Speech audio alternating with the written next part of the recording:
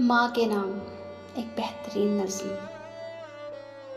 कभी हम खूबसूरत थे,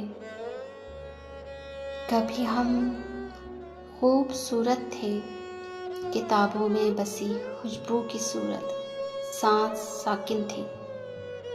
बहुत से अनकहे लफ्ज़ों से तस्वीरें बनाते थे, परिंदों के परों पर नज़्म लिखकर दूर की झीलों में बसने वाले लोगों को सुनाते थे, जो हमसे दूर थे लेकिन हमारे पास रहते थे। नए दिन की मुसाफत जब किरण के साथ आंगन में उतरती थी तो हम कहते थे, अम्मी तितलियों के पर बहुत ही खूबसूरत हैं, हमें माथे पे बोसा दो, हमें माथे पे बोसा दो कि हमको तितलियों के जुगनुओं के देश जाना है।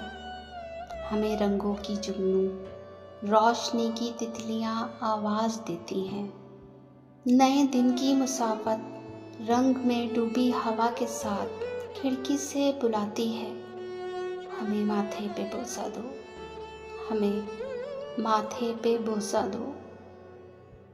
इस खूबसूरत सी नज़्म के शायर थे अहमद शमीम।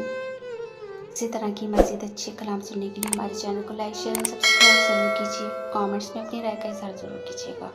मिलते हैं किसी और अच्छी सी वीडियो के साथ। इजाज़त दीजिए। अल्लाह हाफ़िज़।